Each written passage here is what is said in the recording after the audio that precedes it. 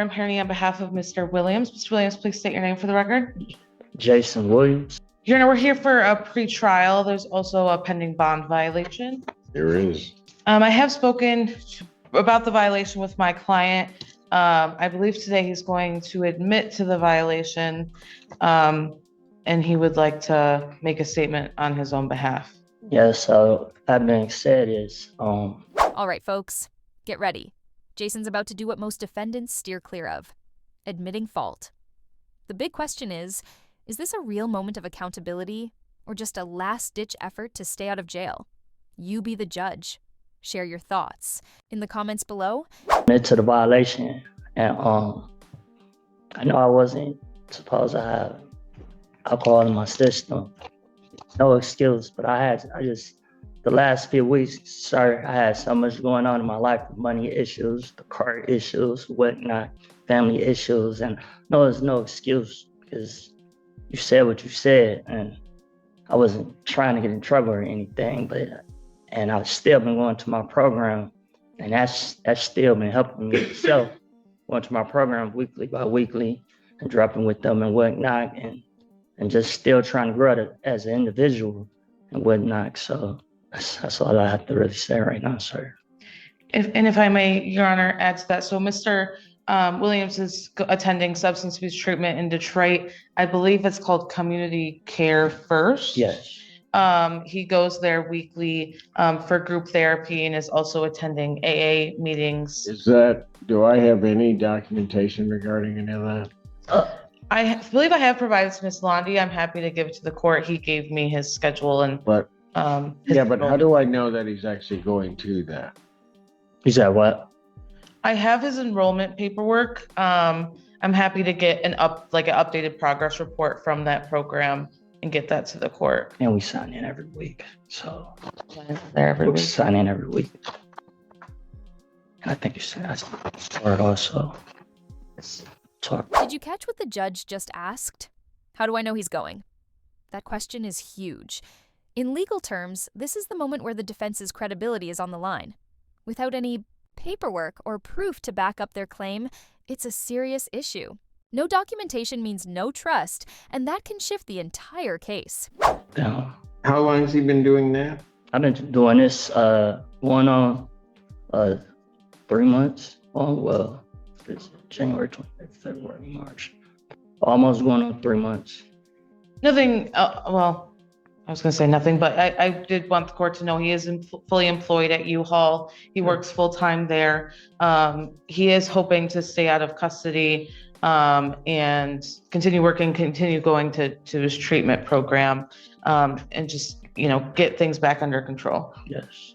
I'm sorry, what is that? Oh, Ms. Londi. In anticipation of the court accepting the admission to the bond violation, people would request enough change in bond conditions.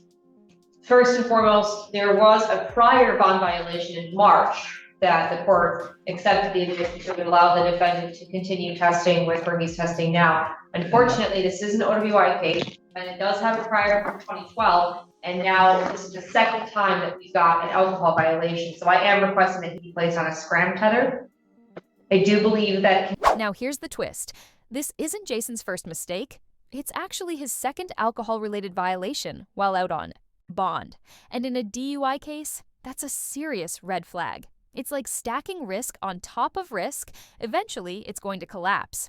This kind of pattern makes it much harder for the court to show leniency. Safety and the public safety risk of having this person not be on 24-hour testing supervision is too great to ignore at this time. So I am requesting the court order that and have it placed on the scram tether. My problem is that and this is why I don't like to do it this way. I gave you a chance, Mr. Allen. I gave you a chance with the last violation. What? Sorry, just for me to speak, I wasn't informed about so I didn't know anything about the last violation. Like this would have all been like,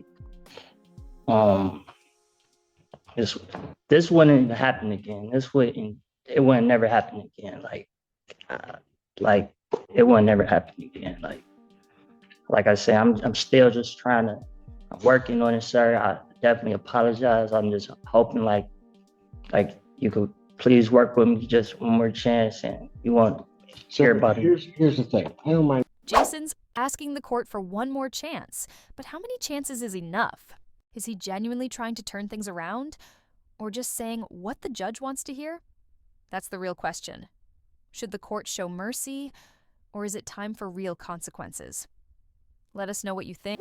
In Novi with results to community correction. I did that back, I think it looks like on March 5th.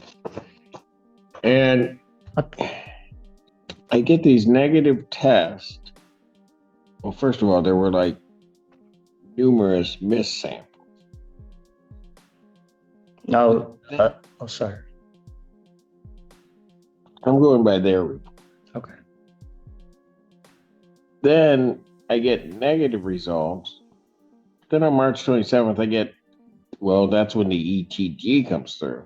I get a positive alcohol result. Here's part of my problem. I don't know how much you're drinking. And so that comes through, you know you've been drinking. And then on the 2nd, we get a negative result from your ETG. Right. Then by the 9th, you're drinking again. And the 2nd. And that's like, What? I'm just up here thinking, sir. Like 2nd, like 9th should have came back negative also. It came back negative. Yeah, negative. On the 2nd. On the 2nd, it's negative because Right, it's only going to pick it up for whatever period in time. But then by the 9th, you're drinking again. Or sometime shortly before that or before that, you're drinking again. And I don't have any reason to doubt anything, but I don't know what treatment you're in. I don't have that in front of me, first of all, right now. I understand why I may not. But also, I don't even understand, or nor can I trust what you're indicating is your participation with it. So, like at the meetings, sir, there are 2-hour meetings every week. Like they're NAA, talk to a counselor and whatnot. And like once again. Did you tell the counselor you're drinking? So, did I tell the counselor I'm drinking? No, I'm not drinking. Pardon? I'm not drinking. Like I'm confused right now. Usually I tell. Pardon? Did you tell your counselor that you had the positive Oh alcohol test? no, because You didn't. I just got informed. I just got informed on Monday, so I was going to tell him this. Well, hold it. Whether you got informed or not, you knew you were drinking. No, I just got informed on Monday that I violated. That's what I'm telling you on Monday. Okay, listen real close to what I'm saying.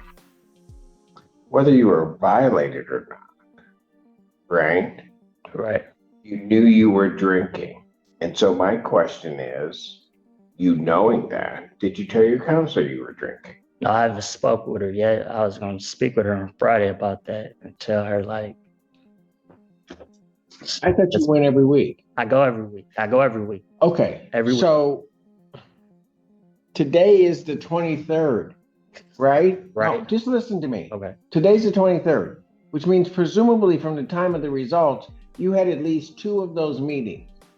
And you haven't told your counselor that you were drinking. That's from the last incident. All right. Last week, sir, we was off duty. And there it is. The judge catches Jason in a clear contradiction.